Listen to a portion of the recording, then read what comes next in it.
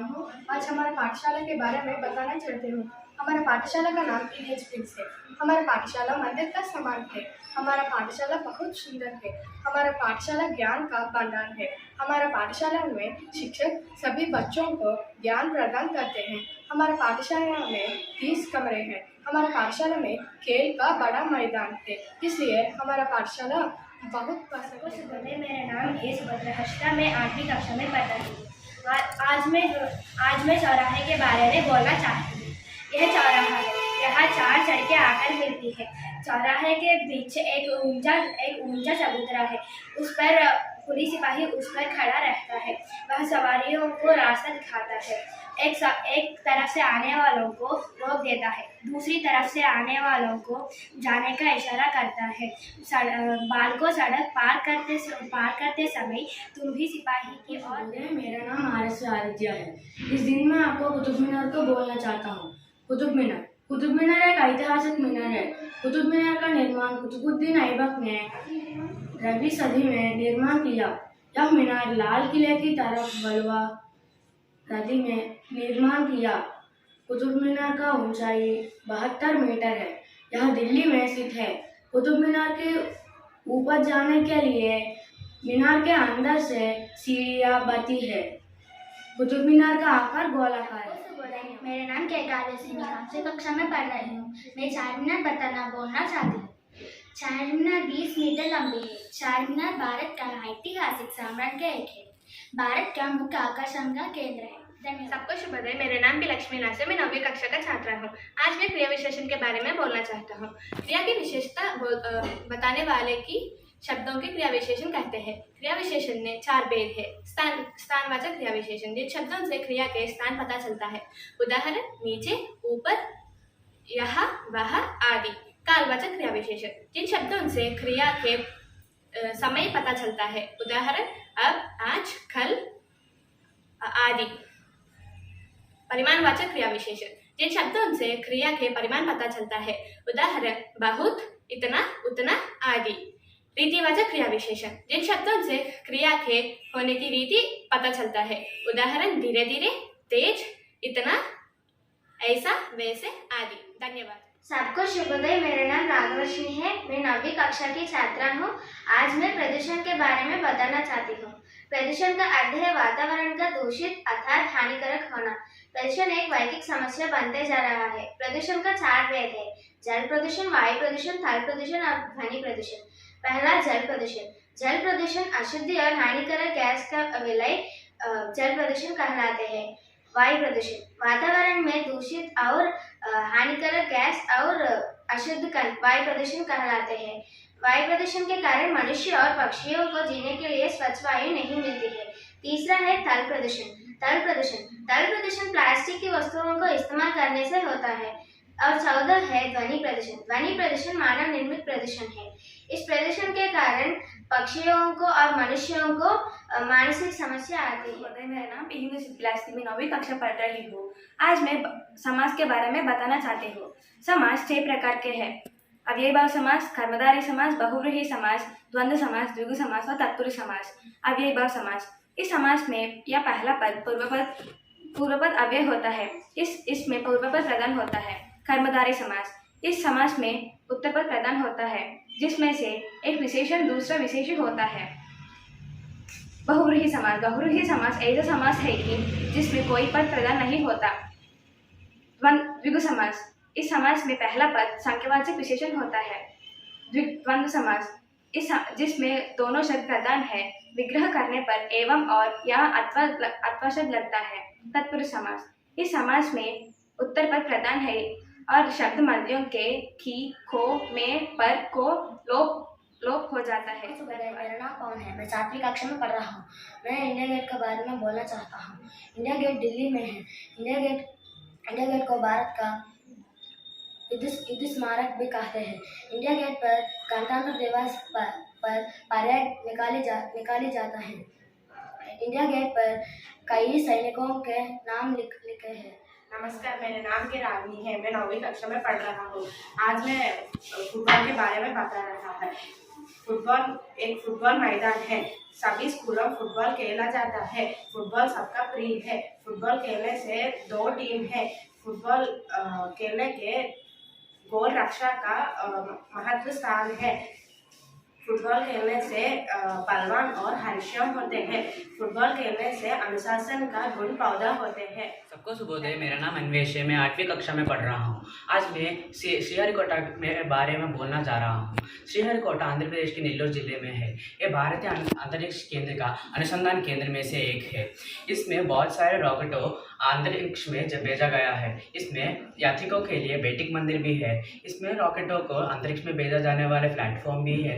यह तो अब तक 100 से भी बहुत ज़्यादा रॉकेटों को अंतरिक्ष में भेजा गया और हमारे भारतीय सरकार इसको सतीश धवन अंतरिक्ष केंद्र नाम देकर पुरस्कार किया। और हमारे ये शहर में बहुत सारे अंतरिक्ष यानों की या रॉकेटों की नमूने है। इसीलिए हमारे शहर भारत की बहुत ही प्रसिद्ध तीसरा अंतरिक्ष केंद्र है। धन्यवाद। मेरा नाम ग्रीष्मा है। मैं 9वीं कक्षा में पढ़ रही हूँ। अब मैं अपने सर्वनाम के बारे में बताने जा रही हूँ। संज्ञा के स्थान पर प्रयोग किए जाने वाले शब्द को सर्वनाम कहते हैं। सर्वनाम के 6 प्रकार है। निश्चयवाचक सर्वनाम, निजवाचक सर्वनाम, अनिश्चयवाचक सर्वनाम, पुरुषवाचक सर्वनाम, संबंधवाचक सर्वनाम, प्रश्नवाचक सर्वनाम। उदाहरण: हम, वह, यह, तुम, मुझे, कौन आदि को सर्वनाम कहते हैं। धन्यवाद। सबको शुभोदय। मेरा नाम CHV नकील रेड्डी है। मैं 9वीं कक्षा में पढ़ रहा हूँ। आज मैं क्रिया के बारे में बताना चाहता हूँ। क्रिया परिभाषा: ऐसे शब्द जो किसी काम का करने या होने का बोध कराते हैं, हम उससे क्रिया कहलाते हैं। जैसे पढ़ना, लिखना, खाना, पीना आदि। क्रिया का 2 भेद है: अकर्मक क्रिया और सकर्मक क्रिया। अकर्मक क्रिया में कर्म क्रिया का फल जो होता है वो कर्ता पर पड़ता है, जैसा उड़ना, आना, जाना आदि। और सकर्मक क्रिया में क्रिया का फल जो होता है वो कर्म पर पड़ता है, जैसा लिखना आदि। सबको शुभोदय। मेरा नाम दैविक है। मैं 8वीं कक्षा में पढ़ रही हूँ। आज मैं ताजमहल के बारे में बताना चाहता हूँ। ताजमहल आगरा में है। ताजमहल दुनिया की 7 अजूबा में से एक है। ताजमहल 1653 के बना है। ताजमहल सफेद संगमरमर से बनाया है। सबको शुभोदय। मेरा नाम मंजूश्री। मैं 3री कक्षा में पढ़ रही हूँ। मैं राष्ट्रीय फल आम हूँ। मुझे सब लोग पसंद करते हैं। धन्यवाद। सबको शुभोदय। मेरे नाम सप्तसाई। मैं 3री कक्षा पढ़ रही हूँ। मैं राष्ट्रीय पक्षी मोर को मैं अच्छा नाचता हूँ। धन्यवाद। सबको शुभोदय। मेरा नाम मैथिली। मैं 3री कक्षा में पढ़ रही हूँ। आज मैं राष्ट्रीय पशु बाघ हूँ। मैं जंगल में रहता हूँ। मुझे से सब लोग डरते हैं। मैं भारत का शान हूँ। धन्यवाद। सबको शुभोदय। मेरा नाम मान्विता वर्मा है। मैं 3री कक्षा में पढ़ रही हूँ। आज मैं राष्ट्रीय वृक्ष बरगद हूँ। मैं सभी को छाया देती हूँ। सबको शुभोदय। मेरा नाम नीतीश कुमार है। मैं 9वीं कक्षा में पढ़ रही हूँ। अब मैं लाल किला के बारे में बताना चाहता हूँ। लाल किला एक ऐतिहासिक इमारत है। लाल किला दिल्ली में रहती है। लाल किले को शाहजहां ने 1648 में बनवाया था। इसे एक मुगल बादशाह था। आज़ादी के दिन पंडित जवाहरलाल नेहरू जी ने सबसे पहले इस किले पर झंडा फहराया था। सबको शुभोदय। मेरा नाम शशांक है। मैं 9वीं कक्षा में पढ़ रहा हूँ। आज मैं चिड़ियाघर के बारे में बताना चाहता हूँ। चिड़ियाघर में हम अनेक जानवरों को एक स्थान पर देख सकते हैं। सभी जानवरों को अलग अलग पिंजरे में रखा जाता है। चिड़ियाघर में घूमना और जानवरों को देखने का समय निर्धारित होता है। सभी चिड़ियाघर में प्रवेश के लिए शुल्क लिया जाता है। बच्चों को चिड़ियाघर में सैर करना बहुत अच्छा लगता है। चिड़ियाघर में हम पशुओं की जानकारी हासिल अच्छी तरह से कर सकते हैं। आजकल जानवरों में शिकार के कारण कई तरह के जानवर लुप्त हो जाते हैं। चिड़ियाघर ऐसा जानवर को संरक्षण प्रदान करता है। दिल्ली में प्रगति मैदान स्थित चिड़ियाघर 1976 एकड़ में फैला हुआ है। धन्यवाद। सबको शुभोदय। मेरा नाम शशिकिया है। मैं 5वीं कक्षा पढ़ रहा हूँ। आज मैं गोदावरी के बारे में बताना चाहती हूँ। गोदावरी हिंदियों के लिए एक पवित्र नदी है। इसको दक्षिण की गंगा कहते हैं। यह नदी महाराष्ट्र से निकलती है। त्रयंबकेश्वर नाम का स्थान में एक तालाब है, उसे गंगा सर कहते हैं। वही गोदावरी का जन्म हुआ था। इसकी धारा बहुत पतली होती है। यह धीरे धीरे समुद्रीय आर्त में मिलती है। गोदावरी के किनारे पवित्र श्री पुण्य क्षेत्र है। यह भगवान साईं बाबा का मंदिर है। वही राम, लक्ष्मण और सीता का प्रसिद्ध मंदिर है। भक्त रामदास से यह मंदिर बनाया गया। धवलेश्वर के बांध का नाम धवलेश्वर बांध है। इस नदी के पानी से लाखों एकड़ की भूमि उपजाऊ होती है। 12 साल में एक बार पुष्कर आते हैं। उस समय लोग स्नान करके जन्म धन्य। मेरा नाम संपत है। मैं 5वीं कक्षा में पढ़ रहा हूँ। मैं असली मोती कविता का बोलना चाहता हूँ। सबको शुभोदय। मेरा नाम केवलीना है। मैं 5वीं कक्षा में पढ़ रही हूँ। मैं पद्यांश का बावत बोलना चाहती हूँ। जो फूल फला करते हैं वे हल्के रंग के होते हैं। जो बड़े आदमी होते हैं वे सीधे साधे होते हैं। असली मोती नामक कविता के कवि श्री वंशीधर विद्यालंकर है। कवि कहते हैं कि फल देने वाले फूल हल्के रंग के होते हैं। बड़े आदमी हमेशा सीधे साधे होते हैं। गहरी पानी की नदियों में 2 पाटना चौड़े होते हैं। वे पेड़ना लंबे होते हैं जो छाया वाले होते हैं। गहरी नदियों के पाट चौड़े नहीं होते हैं। छाया देने वाले पेड़ लंबे नहीं होते हैं। जो जितने बनते टनते हैं वे नकली उतने होते हैं। जो असली मोती होते हैं वे बिना रंग के होते हैं। बर्तन दिखाई देने वाले नकली ही होते हैं। असली मोती बिना रंग से होते हैं। धन्यवाद। सबको शुभोदय। मेरा नाम किनेहा है। मैं 5वीं कक्षा में पढ़ रही हूँ।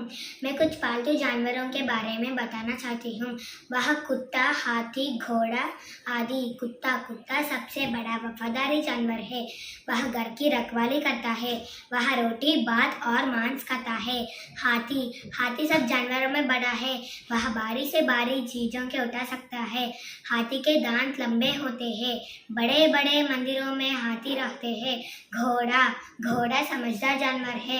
वह अपनी मालिक को खूब पहचानता है। घोड़ा तेज दौड़ता है और गाड़ी खींचता है। सबको शुभोदय। मेरा नाम सी चेस्टर। मैं 5वीं कक्षा में पढ़ रहा हूँ। मैं एक कवि के बारे में बताना चाहता हूँ। उसका नाम है भक्त पोतना। भक्त पोतना का जन्म ओरगल्लू के निकट बम्मेन नामक गांव में हुआ था। पोतना का पिता का नाम केसना, माता का नाम लकमांबा और बेटे के नाम मलना था। इसके जन्म साधारण परिवार में हुआ। वह खेती करना ही आपका पेशा था। वह पहले पहल बोगनी दंडकम नामक काव्य रचना किया और उस ग्रंथ महाराज सर्वज्ञ सिंह भूपाल को अंकित किया। एक दिन ध्यान में भगवान राम में दर्शन हुआ और उसको आदेश दिया, भागवतम को तेलुगु में अनुवाद करो। पोतना ने मगध शैली में भागवत ग्रंथ अनुवाद किया। एक दिन गजेंद्र मोक्षम कथा लिखा। पोतना भगवान श्री कृष्ण बाल लीलाओं को, गजेंद्र मोक्षम, प्रहलाद चरितम आदि घटनाओं को सिर पर सफलतापूर्वक वर्णन किया। धन्यवाद। सबको नमस्कार। मेरा नाम एसवे साशिता है। मैं 5वीं कक्षा में पढ़ रही हूँ। मैं एक कविता बोलना चाहती हूँ। सबको शुभोदय। मेरा नाम बिमला है। मैं 5वीं कक्षा में पढ़ रही हूँ।